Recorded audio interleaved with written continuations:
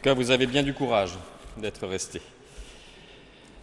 Alors, je voudrais lire ce texte qui pose beaucoup de questions, et c'est sans doute l'un des textes les plus commentés de toute la Bible, bien au-delà de nos cercles chrétiens, puisque vous savez qu'il est notamment très utilisé par les francs-maçons et d'autres qui le méditent, qui le réfléchissent. Et je voudrais d'abord vous le lire, il est bref, puisque j'en ai pris que quelques extraits du prologue de Jean, avec la traduction qui est celle de la TOB que nous avons utilisée, qui traduit par verbe. Vous savez qu'on traduit parfois par parole, ou qu'on laisse le terme originel, le logos. Au commencement était le Verbe, et le Verbe était tourné vers Dieu, et le Verbe était Dieu. Il était au commencement tourné vers Dieu, tout fut par lui, et rien de ce qui fut ne fut sans lui.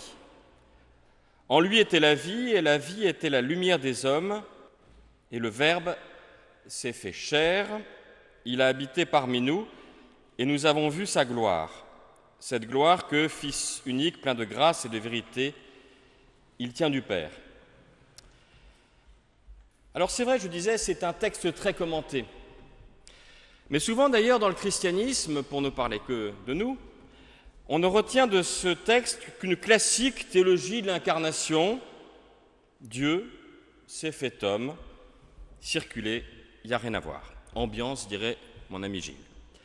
Sans doute parce que ce texte se situe au début de l'Évangile, un peu en parallèle finalement des récits de naissance dans l'Évangile de Luc et de Matthieu. Alors, on dit, voilà, ce texte, il nous dit « Dieu s'est fait homme ». À aucun moment, le texte ne dit ça. C'est pas grave, on lui fait dire ça et on n'en débat plus. On peut en débattre à l'infini d'ailleurs. Quelle est la nature du Christ? Est-il un homme, un Dieu? Cela a d'ailleurs créé, vous le savez, une ébullition théologique pendant plusieurs siècles, où tous les chrétiens, et pas simplement les théologiens d'ailleurs, se sont affrontés sur cette question, où les gens dans la rue s'affrontaient, ça arrive moins aujourd'hui, savoir si le Christ était de nature divine ou de nature humaine, avec chacun des réponses différentes. Et on croit qu'au IVe siècle, on a clos ce débat. Alors laissons-le, ce débat, même s'il touche un aspect essentiel de notre foi, et je vous en prie, conservez cette diversité d'approches des premiers siècles et ayez vos propres réponses. Mais mettons de côté ce débat et laissons l'écho de cette parole qui semble venir jusqu'à nous au travers des siècles. La parole s'est faite chair, la parole a été faite chair. Deux rappels sans doute pour mieux comprendre cette parole. D'abord, c'est que le mot parole, ce ne sont pas évidemment, logos, ce n'est pas simplement des mots alignés qui formeraient un langage, si beau soit-il. La parole, le logos, le verbe, c'est le principe d'action envers le monde. Les théologiens du process auxquels je me rallie, comme Gilles d'après sa prédication, parlent de dynamisme créateur de Dieu. C'est la davar hébraïque qui participe à la création du monde, à son évolution, à son histoire. Rappelons d'ailleurs qu'en hébreu, le mot davar signifie autant la parole que l'action, ce qu'à Dieu ne plaise. La parole, c'est donc ici le compagnonnage de Dieu avec l'humanité. Le verbe, le logos, c'est le compagnonnage. La chair, vous savez, la résurrection de la chair, certains me disent c'est compliqué à comprendre, certainement. Mais pourquoi? Parce qu'on imagine que la chair, parce que nous parlons comme ça aujourd'hui, ce sont nos muscles, notre sang, notre physiologie, alors que bien sûr dans la Bible et ici, il ne s'agit pas de ça, il ne s'agit donc pas de la nature au sens de la physiologie, savoir si les muscles de Jésus étaient divins, mais c'est notre condition humaine, la chair, faite d'histoires singulières et donc faite d'émotions et d'intelligence, il faut l'espérer. Alors écoutons encore l'écho de cette parole fondatrice, la parole a été faite chair. Autrement dit, le choix de Dieu n'est pas de rester un être lointain, mais de devenir proche, intimement proche, fait chair, c'est-à-dire dans notre condition humaine. Plus encore, la foi devient celle en un Dieu inséré dans notre vie quotidienne, dans les synapses de nos cerveaux comme dans les expressions de nos émotions. La foi devient en même temps une manière de vivre et une manière de comprendre la vie, une sensation, mais aussi, je l'espère, une intelligence. Ce qui pose un vrai débat aujourd'hui sur la nature de notre christianisme Et même au-delà, sur la nature de la religion. Est-elle une émotion? Est-elle une intelligence? De quoi la religion est-elle le nom? Ce débat est troublé, flouté aussi par l'image que l'on donne à l'envi de la religion. Je voudrais prendre 3 exemples. On pense souvent que la religion est identitaire. Et c'est vrai que parfois elle l'est. L'islamisme, qui je le rappelle est à l'islam ce que certaines sectes sont au christianisme, l'islamisme donne une illusion d'identité à certains en mal d'identité. Mais on regarde eux, on peut en regarder d'autres, en Inde, où sikhs, musulmans et chrétiens s'affrontent, pour ne pas parler de la Syrie et de l'Égypte aussi, mais ici en France, où sur certains sujets de société, certaines églises mettent le paquet, se battent, et on se demande s'ils se battent sur un sujet de société ou pour rameuter les troupes et créer une illusion d'identité.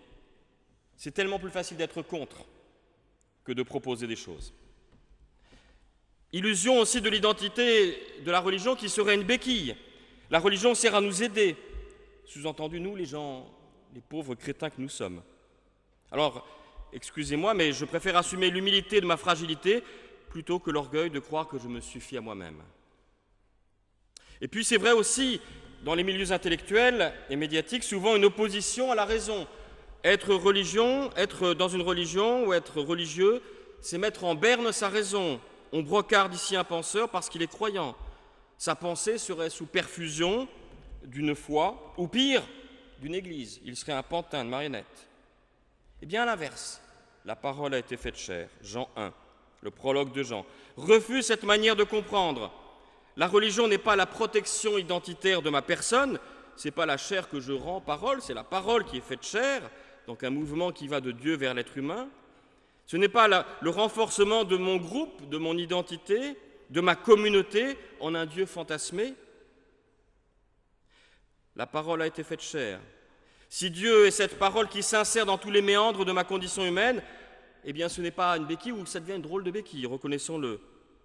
Car bien souvent, la béquille, pour l'appeler comme ça, de l'Évangile, me dérange plus qu'elle ne m'aide, me fait changer de route, me fait encore plus boiter parfois, ou parfois encore me donne des ailes pour servir le monde. Et si ce logos, cette parole, ce verbe est divin, il n'empêche pas, oserais-je dire Dieu merci, l'exercice libre de ma propre raison. Simplement, il la rend nettement plus humble. La parole, le logos, le verbe, rend nos paroles nécessaires et en même temps faillibles, comme le disait tout à l'heure Raphaël. Nos discours sur Dieu ne sont pas Dieu lui-même. Nos paroles, avec un P minuscule, ne sont pas la parole. La parole a été faite chair, cela nous invite à garder, je le crois, notre foi posée sur une sorte de trépied stable qui serait fait d'émotion, d'intelligence et d'action. Bien sûr que la foi passe par une émotion intime devant les événements ou devant la beauté du monde. Je ne cesse de le répéter, mais c'est vrai que je suis toujours aussi ému dans la rade de Marseille par le coucher de soleil sur le Frioul. On a les émotions que l'on peut. Chacun aura sa propre émotion. Cela est légitime. Mais en même temps, si la foi n'est qu'émotion, alors elle n'est plus parole.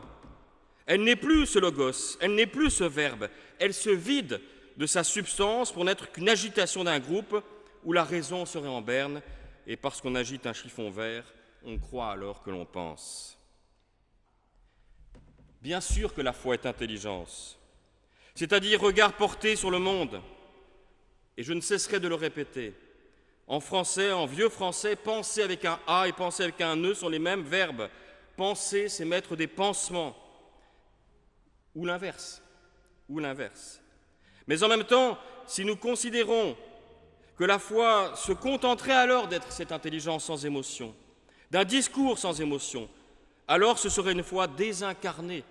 Ce serait certes une parole, mais plus une chair, une parole sans chair, une parole en l'air. Bien sûr que la foi est une action qui nous engage aussi à servir le monde. Et on l'a dit, et certains l'ont dit ici, comme Gilles tout à l'heure l'a rappelé. Mais en même temps, nous n'avons pas le monopole du cœur. Nous n'avons d'ailleurs le monopole d'aucune valeur. Nous ne sommes pas une ONG de plus, mais avec d'autres, nous voulons servir le monde, car pour nous, en tout cas, une parole a été faite chair. Dieu, pour nous en tout cas, nous faisons ce pari, ce choix, cette fois. Dieu a choisi d'aimer l'humanité et nous invite à aimer l'humanité à notre tour. Alors je ne sais pas si je suis optimiste, me dirait Gilles, mais j'ai envie en tout cas d'aimer cette humanité passionnément, parce que la parole a été faite chair. Mais j'ai envie de penser cette humanité avec un A et avec un E, parce que si notre foi est un remue-ménage, elle est tout autant un remue-ménage. Amen et bonne nuit.